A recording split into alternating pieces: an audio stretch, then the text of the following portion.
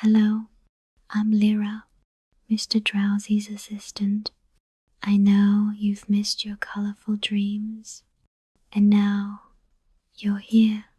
Mr. Drowsy missed you too, and as always, he's waiting to read you a story in that calm, expressionless voice of his. Now, take a deep breath. I'll count down from 5. With each number, let your body soften and your thoughts drift away. 5, 4, 3, 2, 1.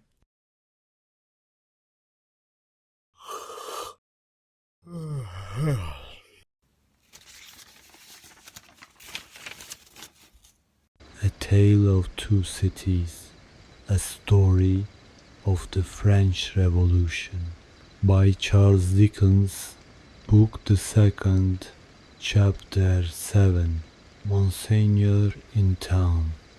Monseigneur, one of the great lords in power at the court, held his fortnightly reception in his grand hotel in Paris. Monseigneur was in his inner room, his sanctuary of sanctuaries, the holiest of holiest, to the crowd of worshippers in the suite of rooms without. Monseigneur was about to take his chocolate. Monseigneur could swallow a great many things with ease, and was by some few sullen minds supposed to be rather rapidly swallowing France. But his morning's chocolate could not so much as get into the throat of Monseigneur without the aid of 4 strong men besides the cook. Yes, it took 4 men, all 4 ablaze with gorgeous decoration, and the chief of them, unable to exist with fewer than 2 gold watches in his pocket, emulative of the noble and chaste fashion set by Monseigneur, to conduct the happy chocolate to Monseigneur's lips. One lackey carried the chocolate pot into the sacred presence. A second milled and frothed the chocolate with the little instrument he bore for that function. A third presented the favored napkin. A fourth, he, of the 2 gold watches, poured the chocolate out. It was impossible for Monseigneur to dispense with one of these attendants on the chocolate and hold his high place under the admiring heavens. Deep would have been the blot upon his escutcheon if his chocolate had been ignobly waited on by only 3 men. He must have died of 2. Monseigneur had been out at a little supper last night, where the comedy and the grand opera were charmingly represented. Monseigneur was out at a little supper most nights, with fascinating company. So polite and so impressible was Monseigneur, that the comedy and the grand opera had far more influence with him in the tiresome articles of state affairs and state secrets than the needs of all France. A happy circumstance for France, as the like always is for all countries similarly favored. Always was for England, by way of example, in the regretted days of the Mary Stuart who sold it.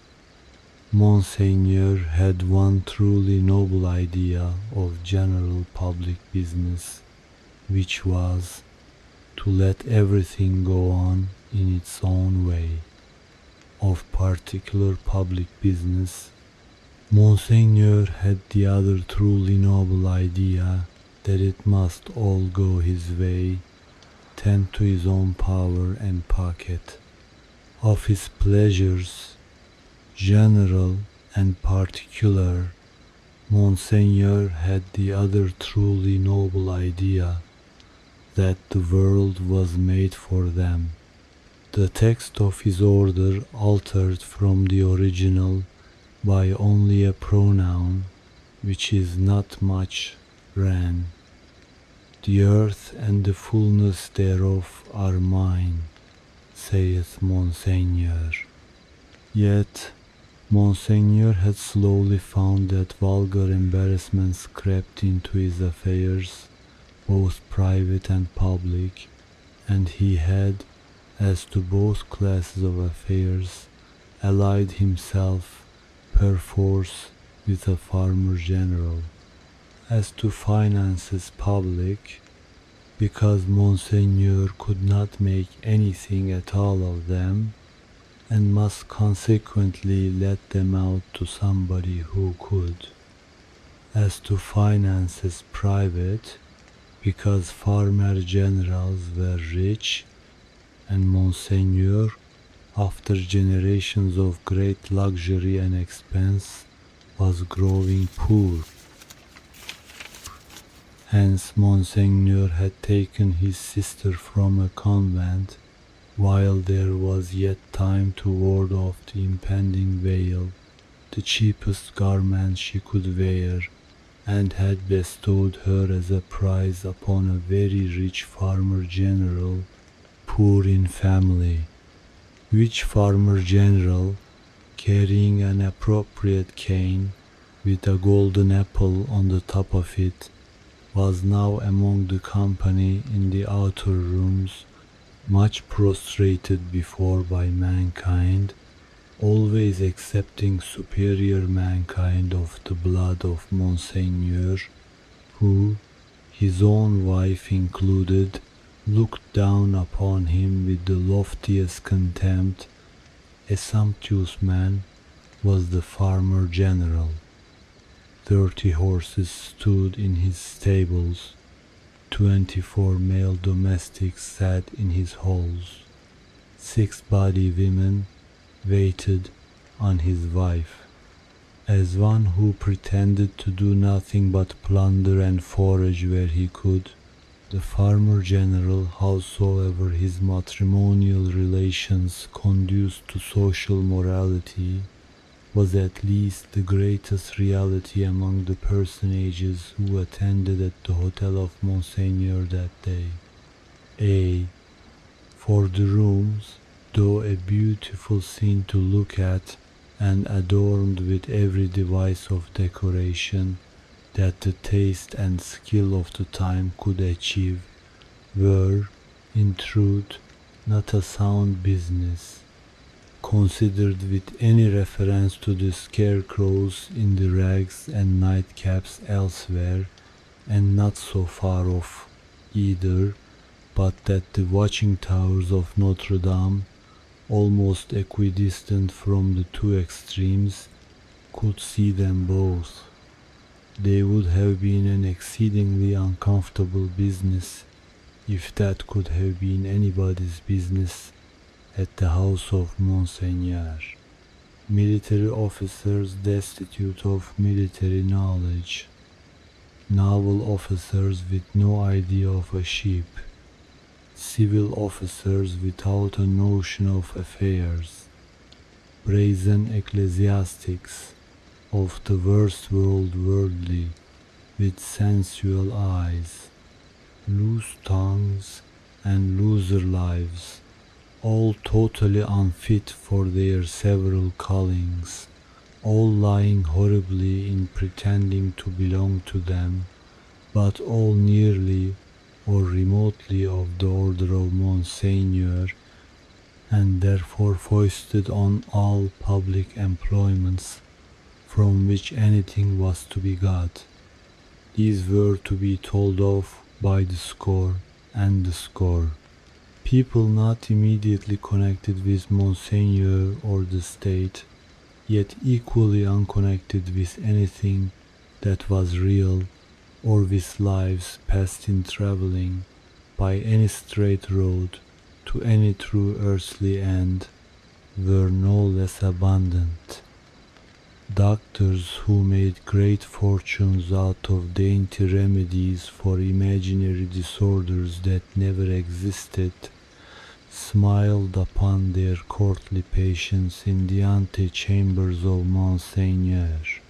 Projectors who had discovered every kind of remedy for the little evils with which the state was touched, except the remedy of setting to work in earnest to root out a single sin, poured their distracting babble into any ears they could lay hold of at the reception of Monseigneur.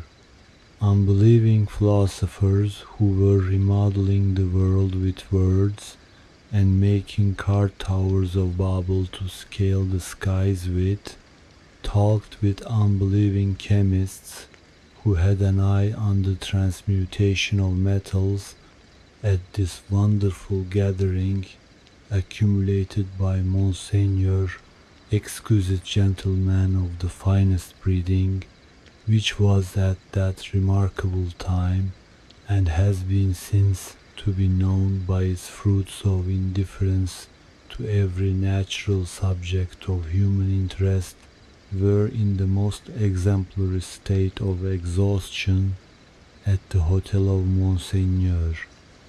Such homes had these various notabilities left behind them in the fine world of Paris, that the spies among the assembled devotees of Monseigneur, forming a goodly half of the polite company, would have found it hard to discover among the angels of that sphere one solitary wife who, in her manners and appearance, owned to being a mother.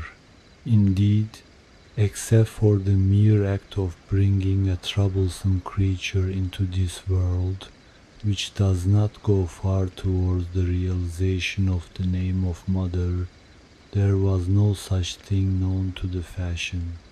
Peasant women kept the unfashionable babies close and brought them up, and charming grandmammas of 60 dressed and supped as at 20. The leprosy of unreality disfigured every human creature in attendance upon Monseigneur. In the outermost room were half a dozen exceptional people who had had for a few years some vague misgiving in them that things in general were going rather wrong. As a promising way of setting them right, half of the half-dozen had become members of a fantastic sect of convulsionists, and were even then considering within themselves whether they should foam, rage, roar, and turn cataleptic on the spot, thereby setting up a highly intelligible finger post to the future for Monseigneur's guidance. Besides these dervishes were other three who had rushed into another sect which mended matters with a jargon about the center of truth, holding that man had got out of the center of truth, which did not need much demonstration, but had not got out of the circumference, and that he was to be kept from flying out of the circumference, and was even to be shoved back into the center by fasting and seeing of spirits. Among these, accordingly, much discoursing with spirits went on, and it did a world of good which never became manifest. But the comfort was that all the company at the Grand Hotel of Monseigneur were perfectly dressed. If the day of judgment had only been ascertained to be a dress day, everybody there would have been eternally correct. such frizzling and powdering and sticking up of hair, such delicate complexions artificially preserved and mended, such gallant swords to look at, and such delicate honor to the sense of smell, would surely keep anything going for ever and ever. The exquisite gentlemen of the finest breeding wore little pendant trinkets that chinked as they languidly moved. These golden fetters rang like precious little bells, and what with that ringing, and with the rustle of silk and brocade and fine linen, there was a flutter in the air that fanned Saint Antoine and his devouring hunger far away. Dress was the one unfailing talisman and charm used for keeping all things in their places. Everybody was dressed for a fancy ball that was never to leave off. From the palace of the Tuileries, through Monseigneur and the whole court, through the chambers, the tribunals of justice, and all society, except the scarecrows, the fancy ball descended to the common executioner, who, in pursuance of the charm, was required to officiate frizzled, powdered, in a gold-laced coat, pumps, and white silk stockings. At the gallows and the wheel the axe was a rarity. Monsieur Perry, as it was the episcopal mode among his brother professors of the provinces, Monsieur Orleans and the rest, to call him, presided in this dainty dress, and who among the company at Monseigneur's reception in that 1780th year of our Lord could possibly doubt that a system rooted in a frizzled hangman, powdered, gold-laced, pumped, and white silk stockinged, would see the very stars out. Monseigneur, having eased his foremen of their burdens and taken his chocolate, caused the doors of the holiest of holiest to be thrown open and issued forth. Then, what submission, what cringing and fawning, what servility, what abject humiliation!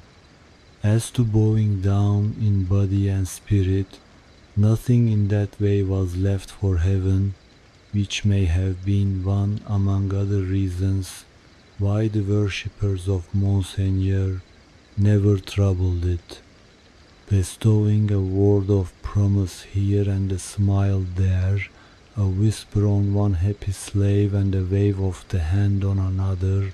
Monseigneur affably passed through his rooms to the remote region of the circumference of truth.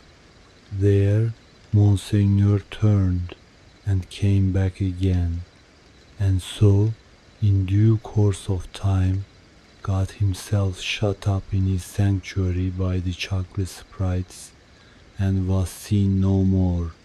The show being over, the flutter in the air became quite a little storm, and the precious little bells went ringing downstairs.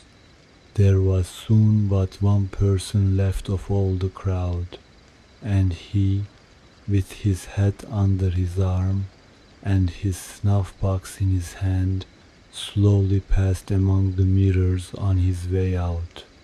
"I devote you," said this person, stopping at the last door on his way and turning in the direction of the sanctuary, "to the devil."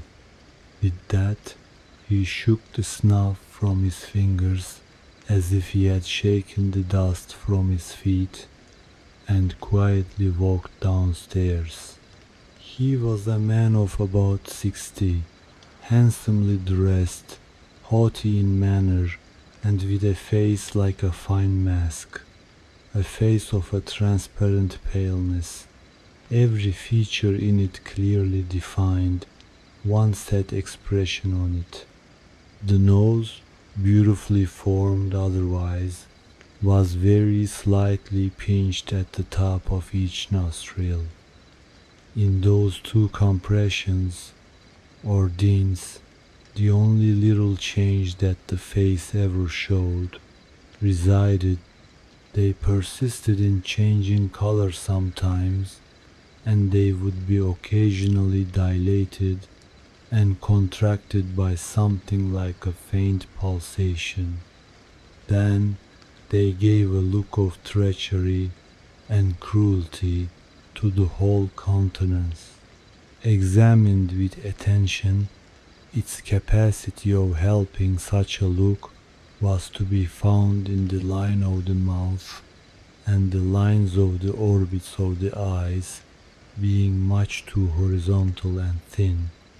Still, in the effect of the face made, it was a handsome face and a remarkable one.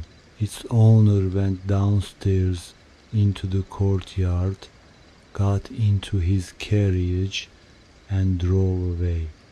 Not many people had talked with him at the reception. He had stood in a little space apart, and Monseigneur might have been warmer in his manner. It appeared, under the circumstances, rather agreeable to him to see the common people dispersed before his horses, and often barely escaping from being run down. His man drove as if he were charging an enemy, and the furious recklessness of the man brought no check into the face or to the lips of the master. The complaint had sometimes made itself audible even in that deaf city and dumb age, that in the narrow streets without footways the fierce patrician custom of hard driving endangered and maimed the mere vulgar in a barbarous manner. But few cared enough for that to think of it a second time, and in this matter, as in all others, the common wretches were left to get out of their difficulties as they could, with a wild rattle and clatter, and an inhuman abandonment of consideration not easy to be understood in these days. The carriage dashed through streets and swept round corners, with women screaming before it, and men clutching each other and clutching children out of its way. At last, swooping at a street corner by a fountain, one of its wheels came to a sickening little jolt, and there was a loud cry from a number of voices, and the horses reared and plunged. But for the latter inconvenience, the carriage probably would not have stopped. Carriages were often known to drive on and leave their wounded behind, and why not? But the frightened valet had got down in a hurry, and there were 20 hands at the horses' bridles. "What has gone wrong?" said Monsieur, calmly looking out. A tall man in a nightcap had caught up a bundle from among the feet of the horses, and had laid it on the basement of the fountain, and was down in the mud and wet, howling over it like a wild animal. "Pardon, Monsieur the Marquis," said a ragged and submissive man. "It is a child. Why does he make that abominable noise? Is it his child?" "Excuse me, Monsieur the Marquis.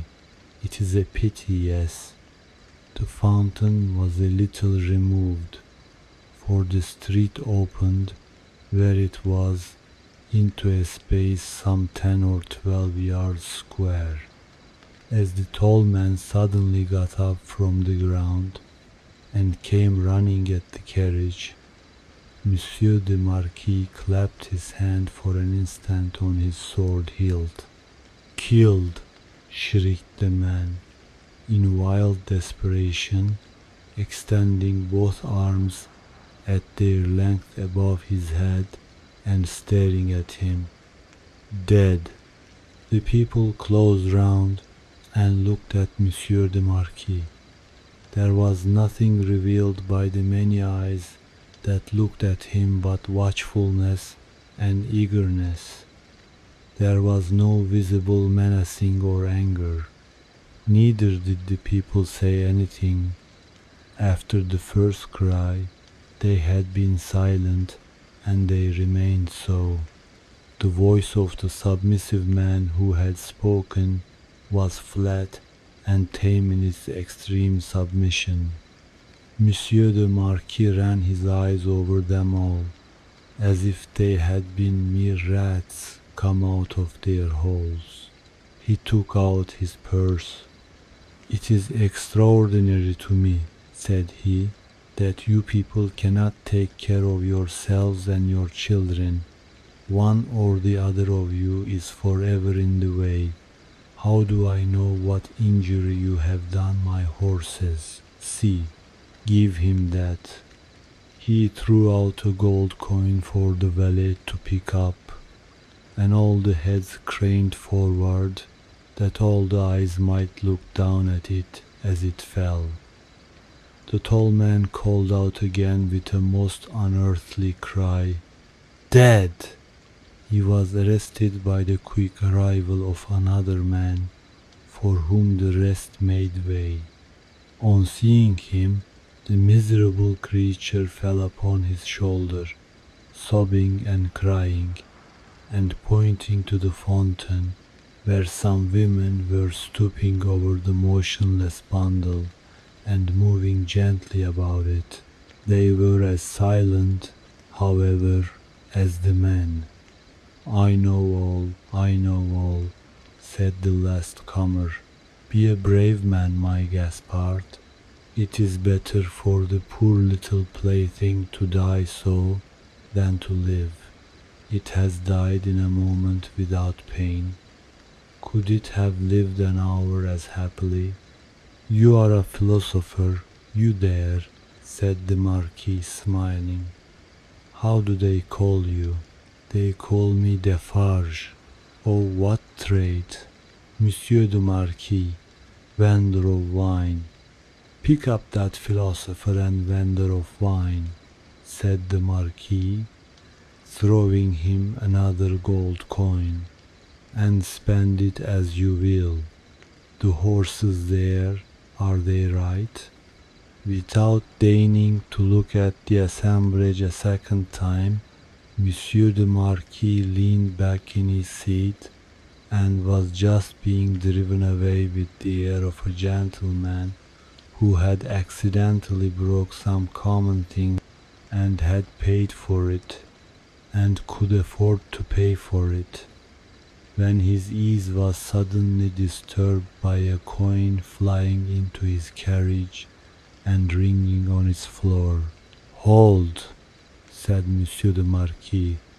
"Hold the horses. Who threw that?" He looked to the spot where Defarge, the vendor of wine, had stood a moment before, but the wretched father was grovelling on his face on the pavement in that spot, and the figure that stood beside him was the figure of a dark, stout woman, knitting. "You dogs," said the Marquis, but smoothly, and with an unchanged front, except as to the spots on his nose. "I would ride over any of you very willingly, and exterminate you from the earth, if I knew which rascal threw at the carriage, and if that brigand were sufficiently near it, he should be crushed under the wheels." So cowed was their condition, and So long and hard their experience of what such a man could do to them within the law and beyond it, that not a voice or a hand or even an eye was raised.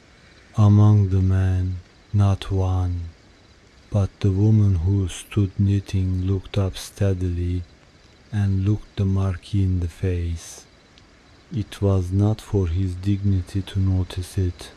His contemptuous eyes passed over her and over all the other rats, and he leaned back in his seat again and gave the word, "Go on." He was driven on, and other carriages came whirling by in quick succession. The minister, the state projector, the farmer general, the doctor, the lawyer, the ecclesiastic, the grand opera, the comedy, the whole fancy ball, in a bright continuous flow, came whirling by. The rats had crept out of their holes to look on, and they remained looking on for hours, soldiers and police often passing between them and the spectacle and making a barrier behind which they slunk and through which they peeped. The father had long ago taken up his bundle and bidden himself away with it. When the woman who had tended the bundle while it lay on the base of the fountain sat there watching the running of the water and the rolling of the fancy ball, when the one woman who had stood conspicuous, knitting, still knitted on with the steadfastness of faith. The water of the fountain ran, the swift river ran, the day ran into evening. So much life in the city ran into death according to rule. Time and tide waited for no man. The rats were sleeping close together in their dark holes again. The fancy ball was lighted up at supper. All things ran their course.